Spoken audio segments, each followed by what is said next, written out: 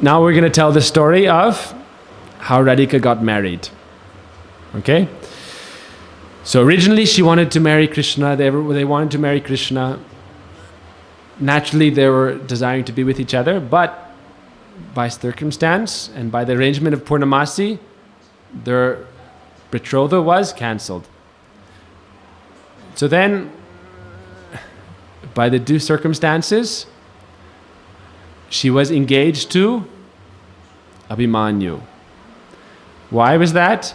So at the time of Brahma, this connects to Brahma Vimohan Leela. So Brahma Vimohan Leela is where the four-headed creator, Brahma, had some doubt that, is Krishna Bhagavan? He was hearing from the Devas that Krishna was Bhagavan, and when Aghasura was killed by Krishna, all the Devas were witnessing, because on earth it was such a miraculous events were happening, that Krishna was one after another, so many demons were coming, Krishna was killing them. So Brahma and all the Devas were watching from the heavens. And when Krishna killed Aghasura, a Jyoti, which means a effulgent light, came out of Aghasura. This is the Atma. When the Atma leaves the body, if you're able to see, it's like an effulgence, like a light. And so this light came out of Aghasura, came into the sky, and then entered Krishna's feet. In this way he achieved liberation, salvation. So Brahma witnessed, how is it that that Aghasura entered into his feet? And how can Krishna be God? Krishna is in the forest, eating with his left hand. Bhagavan Narayan is never doing like this. He's never breaking the rules and regulations of etiquette. Eating with your left hand is not proper. And also he is taking remnants from the mouths of his friends. How can he be Bhagavan? So he had some doubt. Also he had some pride, thinking, I am the son of Narayan. Brahma is the first son of Narayan. And he thought Narayan is supreme. How is this Krishna superior? Or how is this Krishna Bhagavan? So he wanted to test him. So this pastime, we know, Brahma came one day when they were eating lunch, and he arranged that while they're eating lunch, he distracted all the cows by showing greener and greener grass. They all left away. Then after they took their nap, they woke up and saw all the cows are gone. Then the Sakas were thinking, we'll go out. But Krishna said, no, I'll go out and find the cows. So Krishna went out to find the cows. Then he couldn't find the cows because Brahma had lured them away and then kidnapped them all, cow-napped them all, and hid them in a cave. And then when Krishna came back, he saw that all the Sakas were kidnapped. And so Krishna was like, oh no, what is my son? This is actually, it's very funny because Brahma is very old. You know, he'd been alive for millions and millions of years. Many kalpas had passed. But really he is like the son of Krishna. He's very small compared to Krishna. But he was trying to perform this trick on Krishna. And so when he stole away Krishna's cows and calves, and then the other side he stole the Sakas. So Krishna thought, okay, it's not so easy to play a trick on me. So Krishna expanded himself into all the forms of all the calves and cows and Sakas. And he returned home because he was thinking, if I go home without my cows and calves and Sakas, then what will my parents and all the Vrajbasis say? So he went home, and for 1 year, Krishna was in the role of all the calves, not the cows. He was all the calves and all the Sakas. At that time, Krishna was only grazing the calves. So there's few reasons for this. One reason is that all the mothers and all the cows desired Krishna to be their son. So Krishna fulfills the desires of his devotees. The Lord will reciprocate with the devotee according to their love. So he became all the calves, and for 1 year he was with the cows directly, sleeping with them, drinking their milk, and the cows were very happy. And the other side, he became all the Sakas. Why? Because all the gopi mothers wanted Krishna to be their son, and all the gopis wanted Krishna to be their husband. So for 1 year, why did it go for 1 year? Because Brahma, when he kidnapped them all, then he looked back to see what Krishna was doing. And he saw that all the Sakas and all the calves were there, so he became confused. And quickly he went back to Brahmalok. And at Brahmalok, he was forbidden entry. Because Krishna wanted to, again, teach him a lesson. So Krishna took the form of Brahma, went back to Brahmalok and said, the next guy who's coming is a fake. Don't let him in. So Krishna did this. And then the real Brahma came back and his guards kicked him out. So Brahma was like, what's happening? So the time it took for Brahma to go back to his abode and come back to Braj, 1 year passed because of the time relativities. So it was 1 year passed in that way. And he came back and he looked with 2 heads. He looked and saw that all the calves and all the sakas were in the cave. And with his other two heads, he saw that Krishna was with all the sakas and the calves. So he became confused. So in the meantime, during that year, Purnamasi, Gardagiri, Sandilya, and all the rishis like Bardaga, they all announced that this year everyone should be married. It's the most auspicious year for all the gopis to get married. Even if they're still in the womb, they should get married. Even if they're 1 year old, they should get engaged and married. So then at Govindakund, nearby Giriraj, it was a huge, there would be hundreds and hundreds of fire yagyas going on where all the gopis were getting married to all the sakas. And really all the sakas were Krishna. So in this way, Krishna was marrying all the gopis.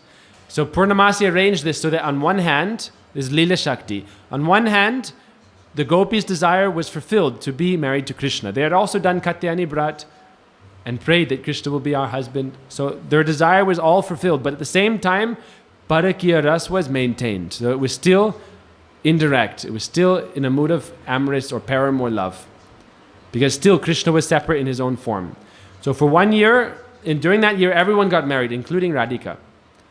So Radhika got married at that time to Abhimanyu. Yes. So Abhimanyu was kidnapped as well by Brahma. He was also out in the forest. One of his names is Ayan.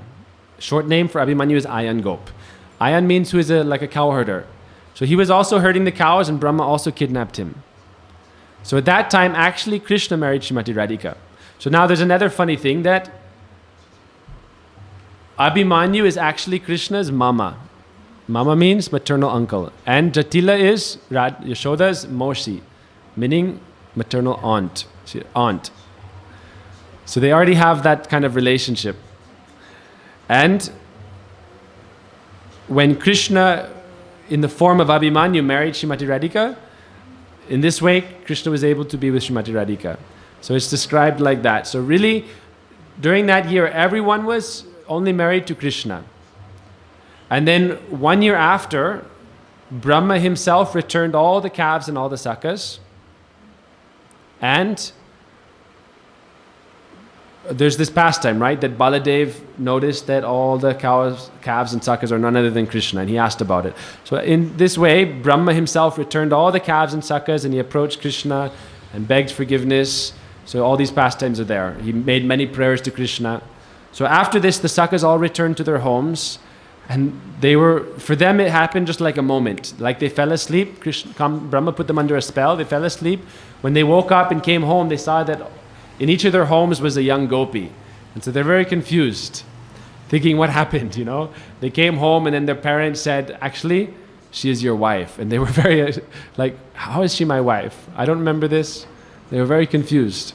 So then the next day they asked Krishna, what happened? And Krishna told them, oh, when you were under the influence of Brahma, you were sleeping, then all these marriages took place. And he said, why are they in our homes?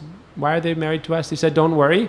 They are there so that they're all Devis, he said. You should respect and honor them. All the gopis are like Devis, goddesses. And there's still maybe some poison because it happened after Agasura and Kali Lila. So they're there, and by serving them, taking shelter of them, by their blessings, then any remaining poison will be coming out of your body. You won't have any disturbance. But you should always respect them. So from that time, all the sakas always honored and respected the gopis. And the Vaishnavas described that they never had any intimate relationship. The sakas are completely fulfilled in their ras with Krishna, their sakya ras. So they are always completely fulfilled in their meeting and relationship with Krishna. And the sakis are also completely fulfilled in their relationship with Krishna. So there's no question of the sakis and the sakas having any kind of intimate relationship.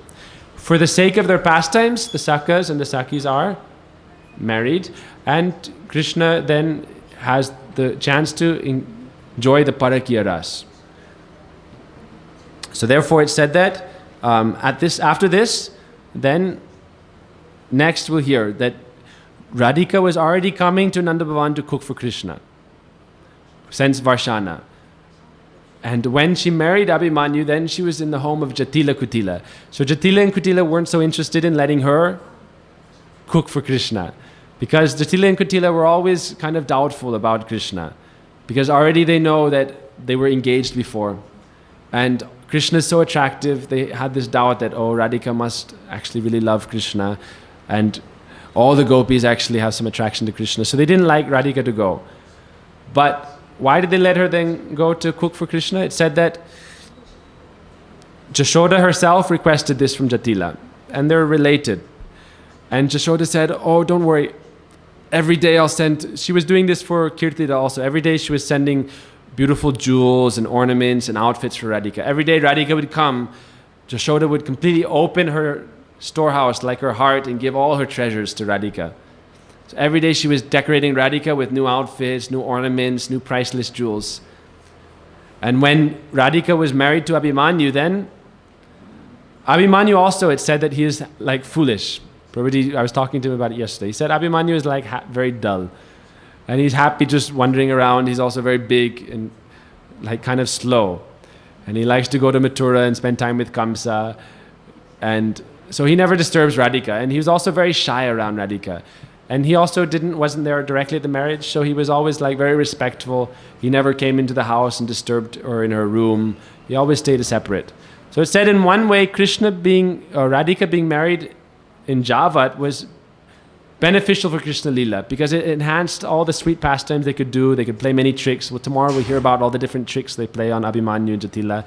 Many sweet pastimes they perform there. And also if they were always in Barshana, then it would be difficult to have the same sort of intimate pastimes that they can have in Javat.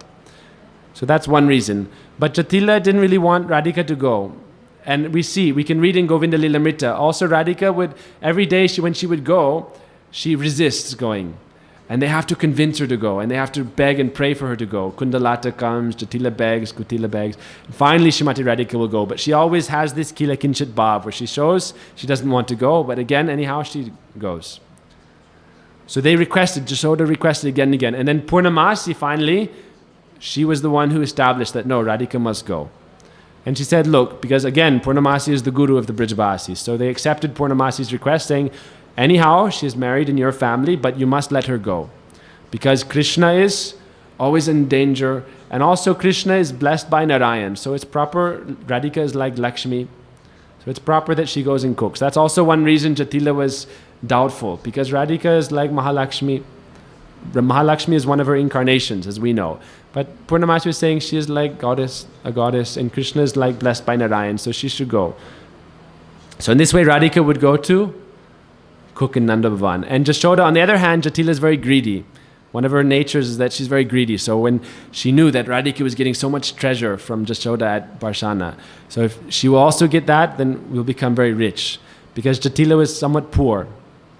They weren't very wealthy. And so she was thinking, how will we maintain the house? How will we expand? So if Jashoda is the queen of Braj, they have unlimited wealth. So every day Jashoda will give so many jewels. So she thought, okay, anyhow, let's let Shrimati Radhika go. But there are many times that sometimes she would restrict her from going. So there's many sweet pastimes, how Radhika would go to cook, how sometimes she would just have to stay at home, how they would trick Abhimanyu and Jatila. There are many sweet pastimes we will hear tomorrow.